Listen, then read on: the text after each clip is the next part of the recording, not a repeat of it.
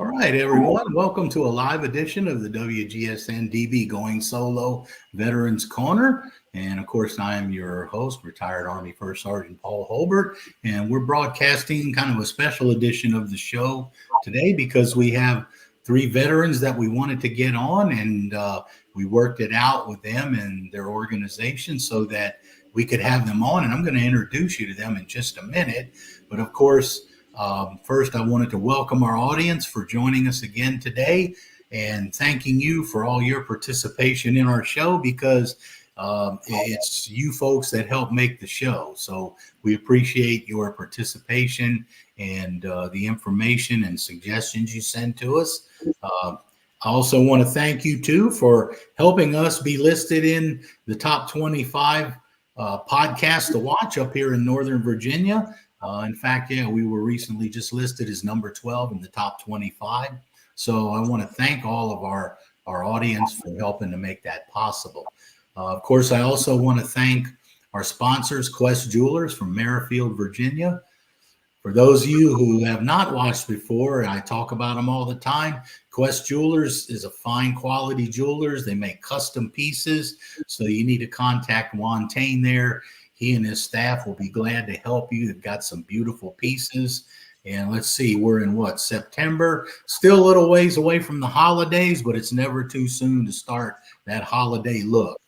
And it's kind of funny because in some of the stores, I've already seen holiday decorations and stuff up, and we're just now in September. So it's never too early. I also want to thank Nationwide IT Services. NIS is a service-disabled, veteran-owned small business located in Fairfax, Virginia, and retired Army Warrant Officer C.K. Park and his professional crew there. They're there to help your business with whatever you may need, whether it's training, IT security, program management, anything that your business could need. His folks are there to help you. So we want to thank our great sponsors who take us and help us support the show. So I want to introduce our guest tonight, and we're really happy to have these three gentlemen on.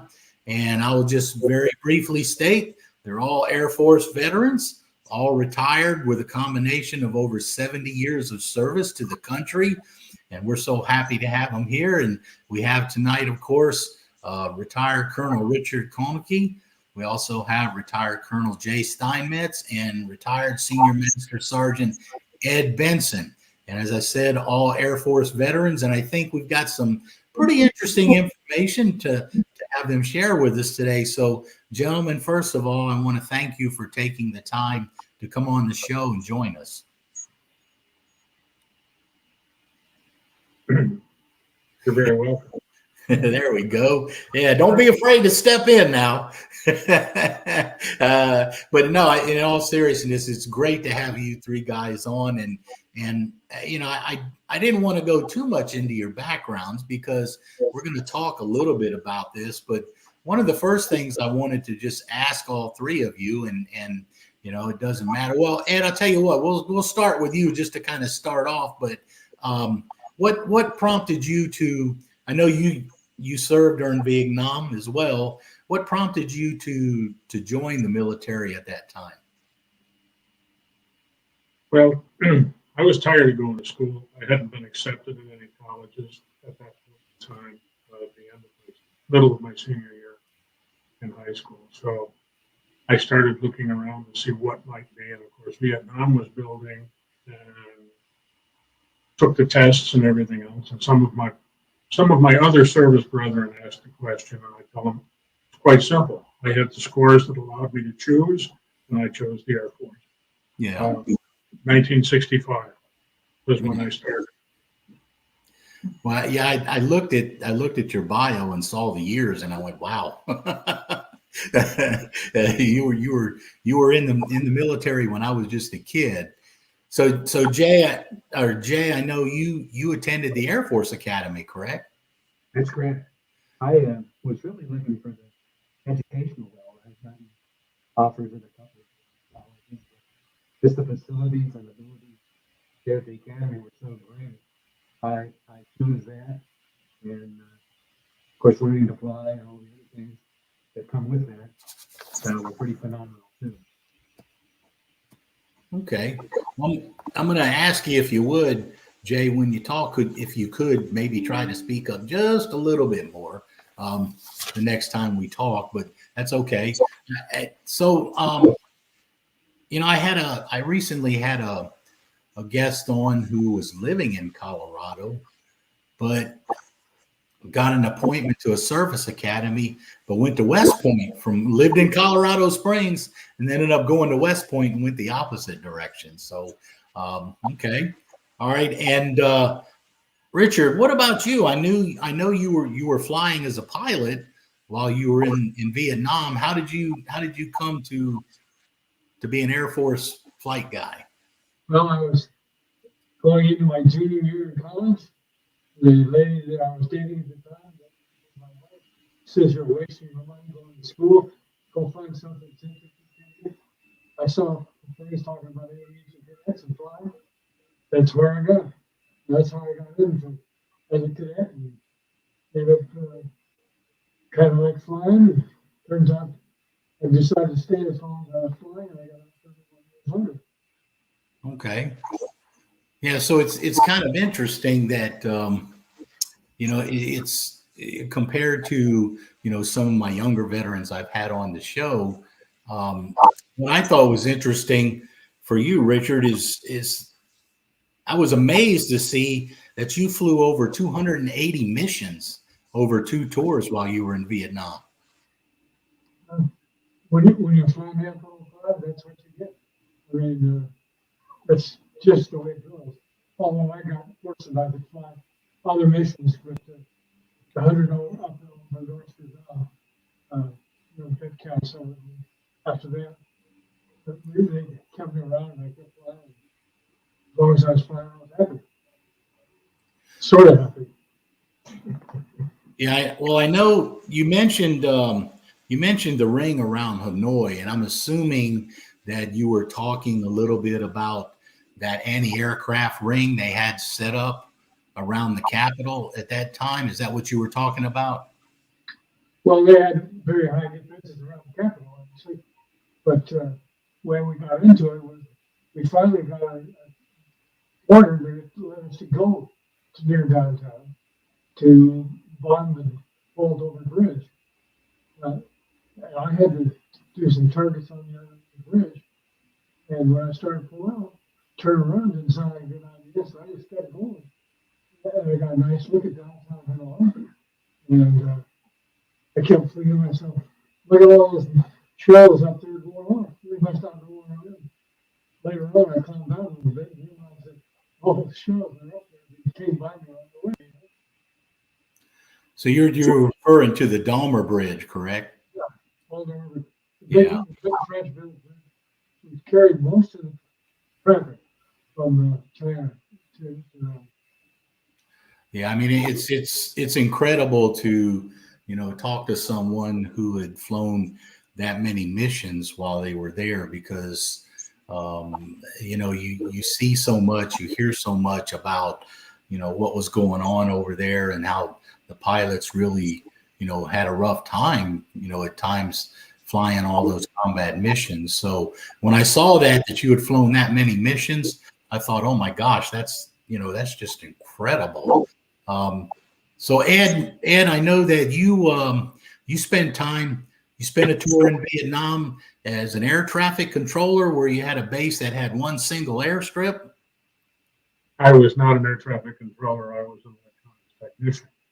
I maintained the radar that allowed the operators to tell these guys where to go. Oh, okay. All right. So you maintained the equipment for the air tower and the controllers and stuff? Yes, we were long range radar. We provided air traffic, not necessarily air traffic control. We provided warning and airspace clearance through the operator side of it. So I would imagine the pilots over there probably were a little jealous of you, since you got to stay in one place, live in one place, possibly sleep in a Quonset hut or a building at night and get hot meals every now and then. It was a little bit different than that, but you're right. we did have a roof over our head most nights. Yeah. And so we were able to do that. We subsisted with the Army, which was Yeah.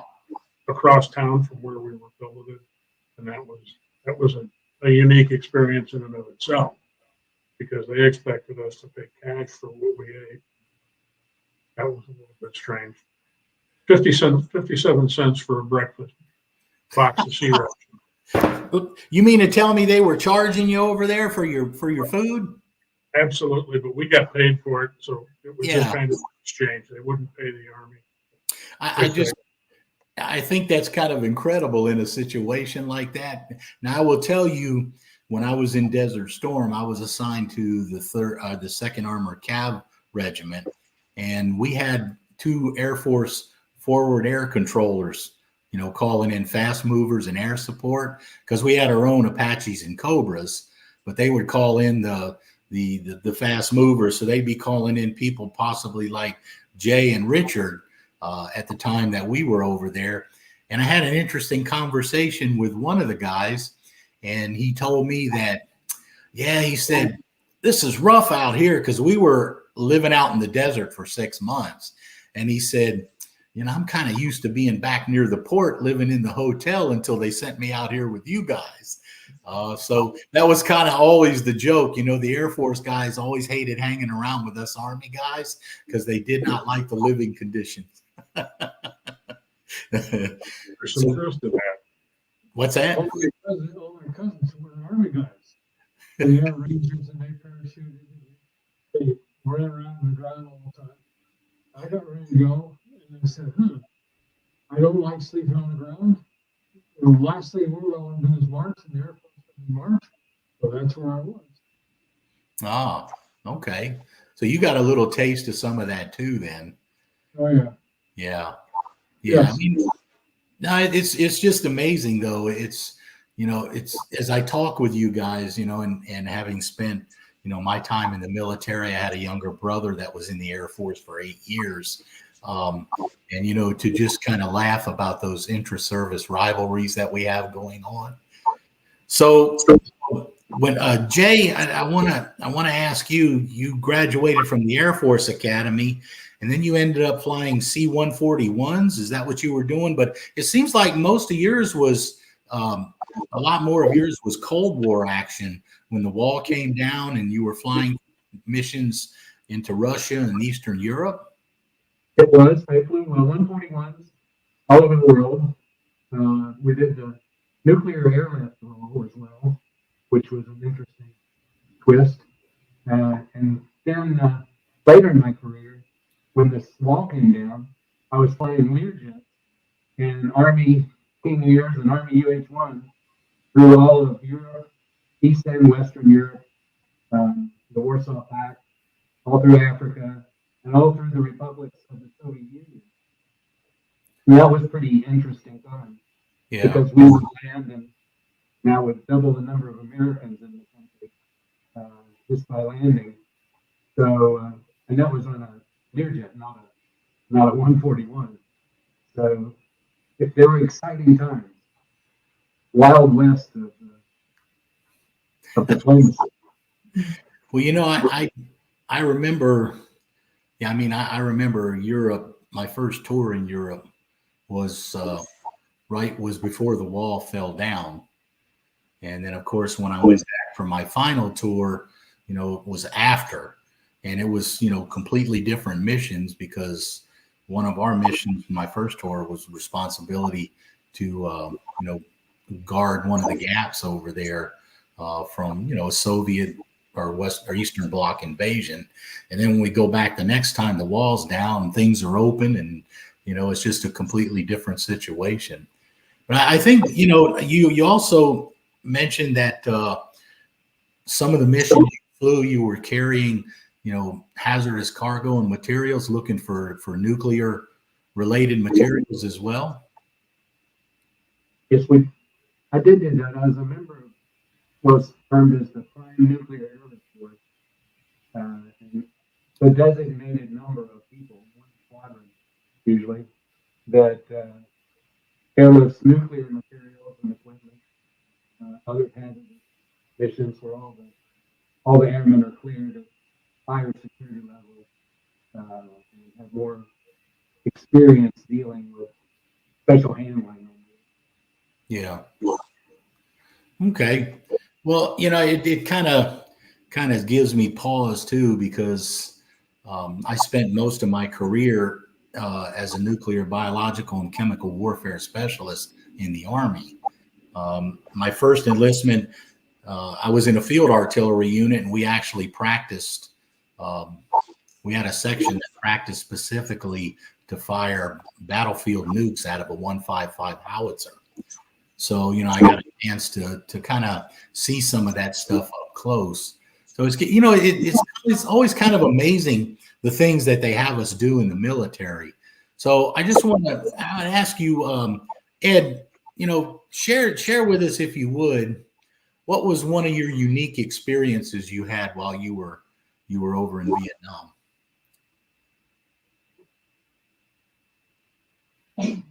Yeah. In my unit, we had a lot of calibrated test equipment that we had periodically. So it was a rotating thing that a radar guy was sent on the trip. So we wound up with 400 or 500 pounds of equipment being loaded on an airplane. And then suddenly the airplane got diverted to a little out of the way place, and we got kicked off. There'll be another airplane by sometime in the next 24 hours, so we get to spend the night in the jungle. I had an appreciation for that, and what my brethren went through. Yeah. So that was kind of different for me, but I don't think it was unique. We all did what we had to do to get done what we had to get done. Yeah. We had some surprises when we got to the female lab, for example, at Cameron Bay. One of the things that they said was, okay, go by billeting and go by the armory and surrender your weapons. Well, I was in an area where we had weapons and we kept them.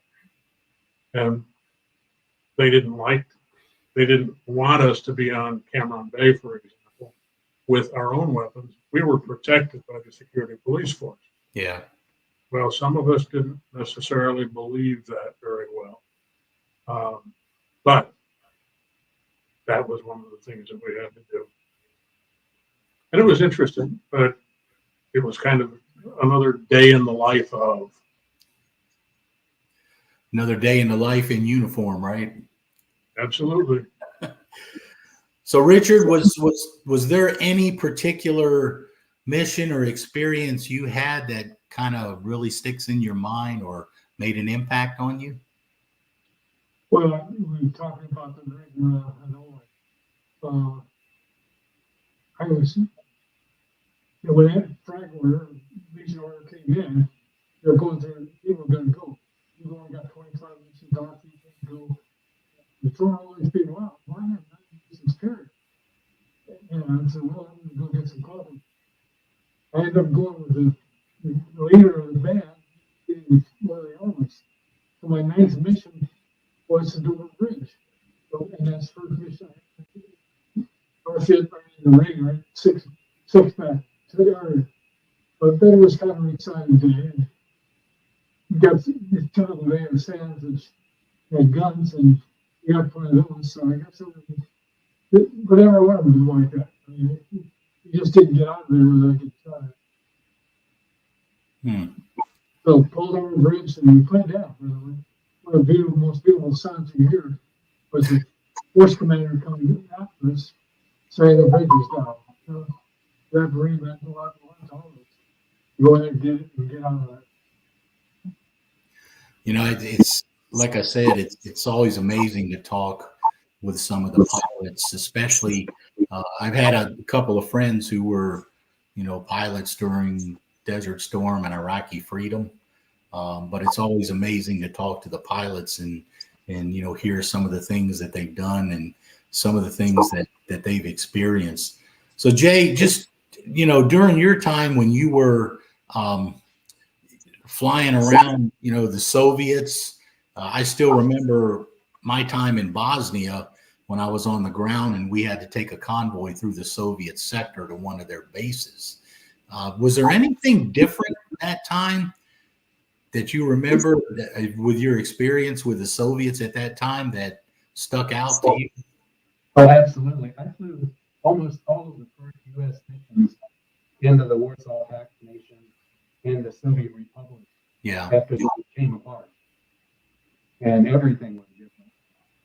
One of the things we were trying to determine was who was going to be in charge of the country the next week. Yeah. Or who's in control of the nuclear weapons that day. So we were all over the place doing that in areas where it seemed nobody spoke English within 400 miles of where we were. So we were out there alone, and we weren't afraid, but we were certainly alone in many spots. One of the ones that really amazed me was in Dushanbe. We landed, and they were arresting anybody who didn't have a citizen of Dushanbe stamp in their passport, because they had some problems with the rebels of various nations infiltrating. And we stayed in a hotel on the second floor, of the big hotel in Dushanbe. The third floor was going to be the new American embassy, and the fourth floor was already the Russian embassy. And the rebels were all trying to attack the American and Russian embassies, and we're staying on the second floor between us and them. And we would travel out of town, and there would be massive roadblocks and checkpoints that the Soviet army, there was no Soviet army anymore because it had disbanded. Yeah. So it really showed who's in charge. And those made for some exciting times. Well, yeah, I mean, I can just imagine, especially when you're not sure who had responsibility for those weapons too, with all of that stuff going on. We're going to take a short break here, and when we come back, we'll continue our conversation with our gentlemen here. They're three veterans, and for those of you in the audience, stay with us, and we'll be right back.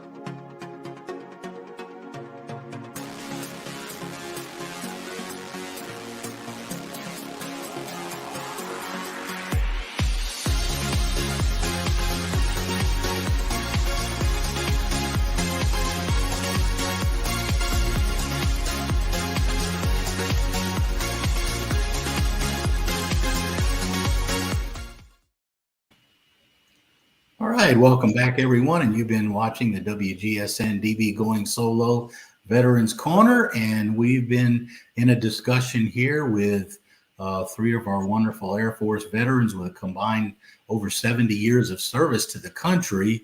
And we want to thank retired Colonel Richard Koehnke and retired Colonel Jay Steinmetz and retired Senior Master Sgt. Ed Benson for joining us today. I want to talk to you guys. We've talked a little bit about some of your military experiences. I know that all of you are involved with or in some point affected by the Heroes Bridge organization here in Northern Virginia. So Ed, let me just start with you. I understand that you volunteer with the organization. Can you tell us just a little bit about what you're doing? I'm doing a little bit of everything that I'm asked to do. I started out originally being part of what was at that time the engineers, because I had some marginal level of skill. I could do things.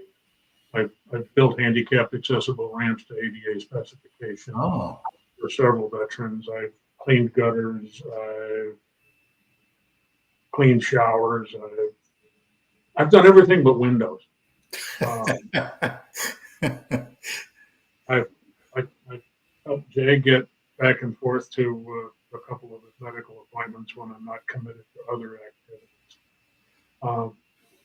It's a wonderful experience to be able to be in my position, to be able to help folks like Jay and Richard and the other veterans that I help stay in their home or transport or just whatever happens. Yeah, I mean, I don't know. You guys tell me.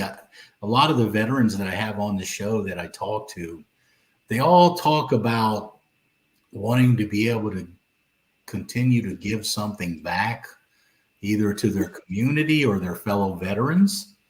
Does that kind of sound familiar, Richard? Have you heard that before as well? Well, I think we all have. We're all a family. We've always been that way. Yeah. For me, I'm continuing on with some of the work I was doing in the military.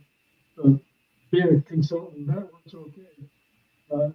Except ever since I've had a medical problem, I've had to stop traveling. But now I'm just about to get back in the land of the living, and hopefully I can get started doing some more things for the people here. Yeah, because I know you still like to go out with your dogs and do stuff like that too, don't you? Oh, yeah. They're my buddies. Yeah. I lost my wishes and now I got my dogs, so everything's going fun. Everybody needs a dog to talk to. They listen, they don't talk back, they criticize, at least they take listen. Good deal. Yeah, I mean, and don't get me wrong, I didn't mean to leave out your wife out of that and insinuate that you were spending all the time with the dogs, but that's it's one of the things that your people really enjoy their pets. So Jay, what has been your experience with the Heroes Bridge organization? Well, it's a great organization. I've been very impressed with all the people that I've dealt with in Heroes Bridge, predominantly providing me transportation to medical requirements for me that I can't do myself. And it's been greatly helpful.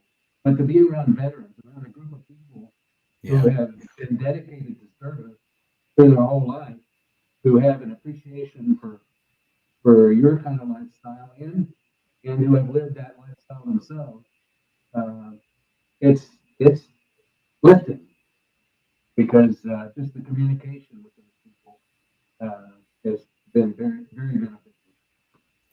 So do you guys still feel, after all of these years, you still feel that camaraderie with your fellow veterans that you used to have?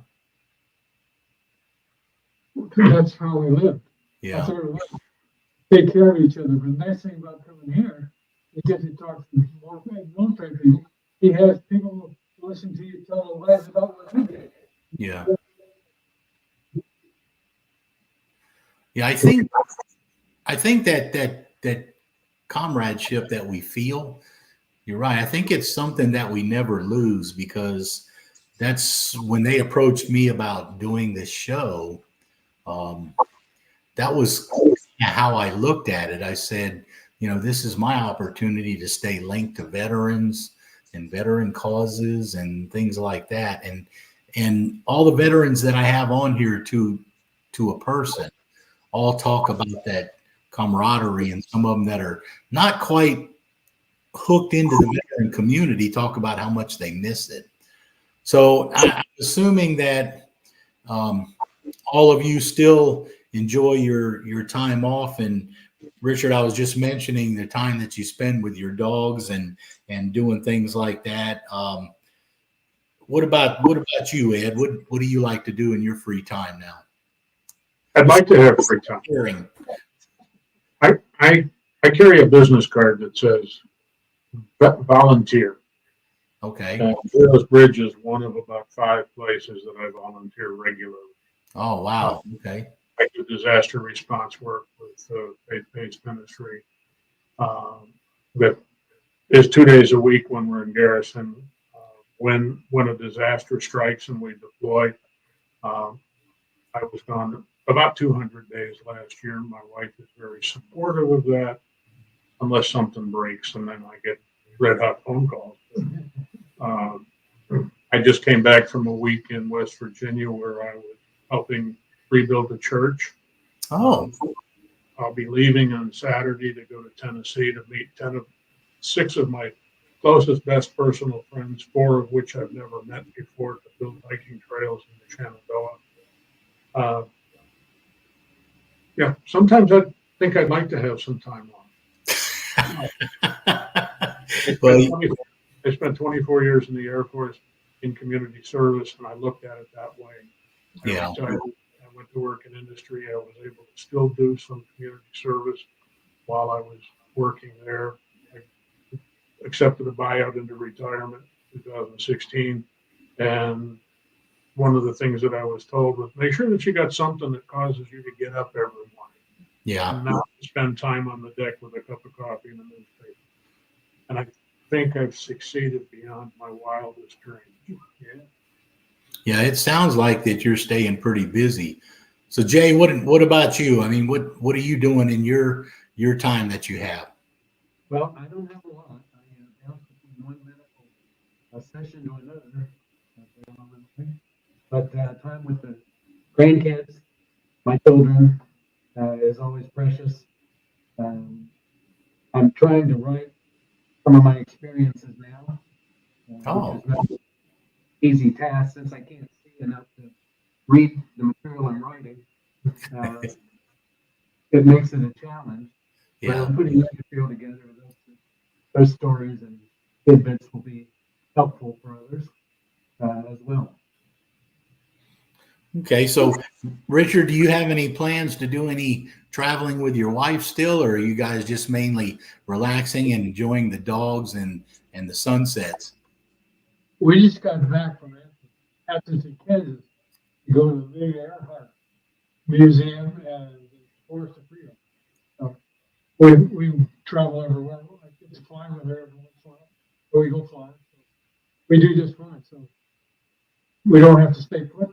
And we can sometimes go get $100 hamburger or something. Well, it's great to see guys like you. And when I say guys like you, I'm 64, and I know all of you gentlemen are older than I am, but it's great to see guys like you still out there volunteering, doing things, enjoying life, even after spending all those years serving your country. And I'm so proud to have fellow veterans like yourselves, out there in the community. And I'm in fact finishing my second career at the end of this year. I'm retiring for good, and I have already signed up and going to orientation to volunteer at the Museum of the United States Army, the one they opened up near Fort Belvoir. So, I feel that urge myself, to continue to do things just like all three of you. And I have to tell you, I really want to thank you guys for taking the time to come on the show today to share a little bit of your story and what you're doing now with us, because this is a kind of thing we like to get out. We love to see what our veterans are doing and what they've done in the past and how you've served the country. So again, before we close, I just want to thank you all three for taking the time to come on the show with us today. Thank you for having me. All right. And I want to thank all of those of you in the audience that have been watching us with these three gentlemen this morning, outstanding veterans with years of service, and we thank them for what they've done for the country. For those of you out there that keep track of the information that we post, I want to share with you, the VA has got a new link up now, Hurricane Assistance for Veterans. So if you want to take a look at what they're doing, they talk about not only some financial assistance possible, but loans, shelters, and other things that you and your family may need as veterans. So I encourage you to go to va.gov. There's the link, the news at va.gov. Take a look and see what the VA is trying to do for those veterans and their families that are affected by the hurricanes. And for the rest of our audience, again, thanking our guests tonight. It's been wonderful to talk with these three gentlemen. I want to thank you also for taking the time to join us on our show. And please, veterans that are out there, two things. First of all, thank you for your service. You're a great asset to the nation. And also for those veterans out there listening, remember, there's always help for you. Don't do it alone. Reach out for help if you need the help. It's there and you can get it. And thank you, CC. There's our Veterans Crisis Hotline up again. So again, I can't stress it enough. For veterans out there, if you're in need of help, make sure you reach out to someone. So thank you for joining us on today's show, a special edition. And again, thank you to these three gentlemen, these fantastic Air Force veterans who joined us today. And we hope to see you on our next broadcast.